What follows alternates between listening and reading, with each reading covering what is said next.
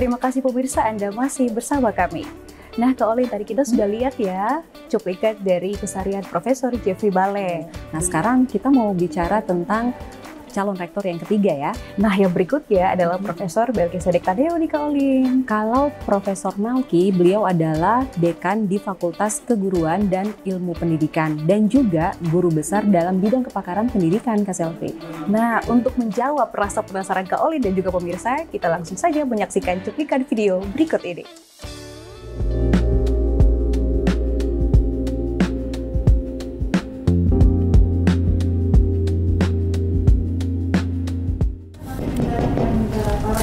Silakan. Permisi, Prof. Ya, silakan. Selamat siang, Kak. Apa kabarnya Prof hari ini? Baik. Luar Sangat biasa. baik. Selamat datang. Terima Silakan kasih, ya. Prof. Silakan Siap. ya. Monggo, silakan. Ini ruangan saya ya, Kak ya. Siap, Prof. Waduh. Ini ruangan saya yang tiap hari bekerja di sini. Silakan. Di tengah sini, Kak. Di tengah saja. Oke. Apa kabar, Kak? Baik, Prof hari ini. Terima kasih. Selama menjadi dekan nih, Prof Melki sebagai dekan sudah berapa lama izin? Sudah tahun ke-6. Tahun ke-6. Iya, ya tahunan lebih sedikit. Selama Iya. menjabat di Undana, berapa lama? Mohon izin, saya mungkin ke belakang ya. Siap. Mohon izin, saya ke belakang sedikit. Saya itu kan pengangkatan sebagai dosen itu tahun 94. 94 ke 2020 berarti sudah 31 tahun ya. Luar biasa. Ketika saya mulai sebelum dosen 2094 itu saya ada volunteer. Saya volunteer sekitar 2 tahun, 2 tahun lebih. Maksudnya adalah ketika saya selesai kuliah S1 di FKIP Pendidikan Sejarah, saya diminta untuk bantu di prodi, tapi sebagai volunteer. Dan saya baru dekan beberapa waktu, kemudian datanglah COVID. Tamu yang tadi undang si COVID itu. Akhirnya setelah COVID kan 2 tahun itu kita tidak bisa berbuat apa-apa.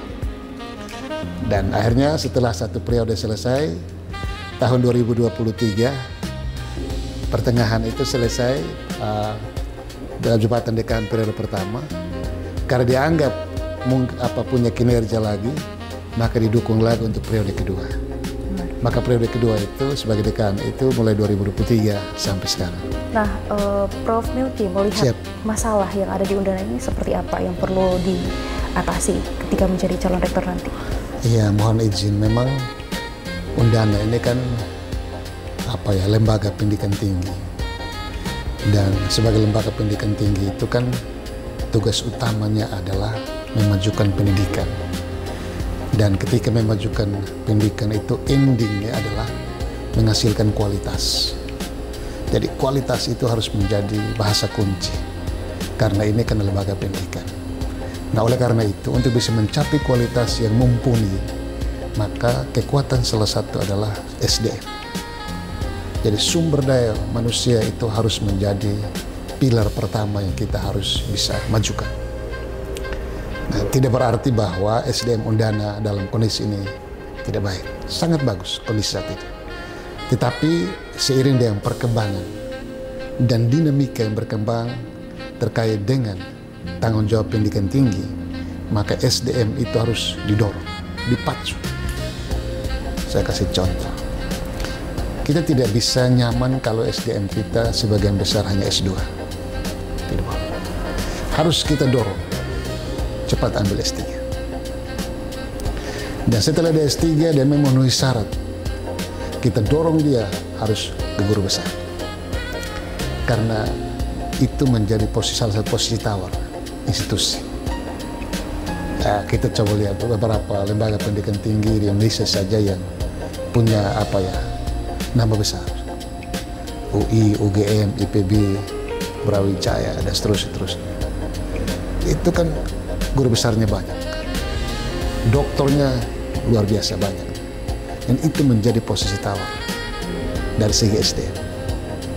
Nah, oleh karena itu sebenarnya saya ini menjadi salah satu calon rektor Undana, walaupun kemarin tahap 1 saya hanya dapat 6 suara. Tetapi dalam pemaparan visi saya adalah saya berindukan untuk melanjutkan sekali lagi, melanjutkan program yang memang menjadi prioritas Pak Rektor Undana saat ini, Pak Prof Maksana.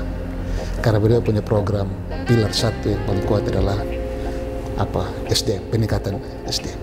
Supaya apa? Sumber daya manusia kita kalau sudah bagus, maka dia akan berdampak. Dia tidak hanya berdampak internal bagi mahasiswa dan dosen dalam kampus, tapi yang paling penting dia berdampak eksternal. Membantu pemerintah daerah, provinsi, kabupaten untuk bisa mengatasi masalah-masalah yang ada di sana. Juga membantu pemerintah dalam konteks nasional. Dari segi rata-rata itu ternyata masih sangat tinggi. Nah, kita ingin mempercepat. Nah, kita mempercepat dengan cara apa? Contoh kemarin Menteri Pak Nadiem ada sampai sekarang masih ada program MBKM. Kita dorong program ini sehingga program ini menjadi masif. Lalu mahasiswa kita lihat, kita menerapkan namanya rekognisi. Pengalaman lampau, kita rekognisi pengalamannya, sehitung dalam bentuk SKS supaya mereka ini kita percepat. Tetapi tentunya kita percepat selama studi mahasiswa bukan mengorbankan kualitas. Kualitas itu nomor satu. Itu menjadi perhatian nomor satu. Tetapi sekali lagi kita harus berkreasi dan berinovasi untuk bisa misalnya adalah kalau memang 8 semester, kenapa? Daripada mereka harus 10 semester, apalagi di atas 10. Tapi kita tapi sekali lagi, opsi saya adalah Undana harus tetap berkembang. Undana tetap harus maju. Undana harus tetap unggul dan berdampak. Ini unggul dan berdampak. Undana harus tetap begini. Ini unggul dan berdampak. Nah, kalau saya di FKIP, tagline saya itu FKIP rumah kita bersama, maka tagline ini, inilah rumah kami. Tapi Undana saya berlanjutkan yang tagline Pak Rektor sebelum, Undana unggul dan berdampak. Makanya sekiranya siap. Terima kasih banyak Prof. Melki sudah bersama dengan pemirsa Timor TV. Dan pemirsa, kita mengharapkan ya siapapun yang terpilih sebagai calon rektor Undana periode 2025 hingga 2029 boleh menjadikan Undana terus maju dan sejahtera mahasiswanya. Luar biasa, terima kasih Prof. Melki. Terima kasih. Saya juga FKIP rumah kita. FKIP rumah kita bersama. Undana unggul dan berdampak. Demikian pemirsa, profil ketiga calon rektor Universitas Nusa Cendana Kupang. Kakak Olin, tentunya pemirsa di rumah juga penasaran nih, seperti apa sih tahapan selanjutnya dalam seleksi pemilihan calon rektor Undana? Yang sudah kita lalui, Kak Selvi, adalah proses atau tahapan penjaringan dari 4 bakal calon menjadi 3 calon rektor Undana untuk periode 2025-2029. Nah, keseluruhan berkas dan dokumen hasil penjaringan sudah diserahkan oleh panitia seleksi kepada Kementerian Pendidikan Tinggi, Sains dan Teknologi. Nah, ketiga calon yang lolos akan mengikuti proses selanjutnya, yaitu verifikasi dan ada wawancara yang jadwalnya nanti akan ditentukan secara langsung oleh kementerian. Dari mekanisme penentuan akhir nanti, kami mendapatkan informasi bahwa akan diselenggarakan pemungutan suara putaran yang kedua dengan bobot yang telah ditentukan. 65% suara merupakan bobot suara dari Senat Undana dan 35% suara penentu dari kementerian.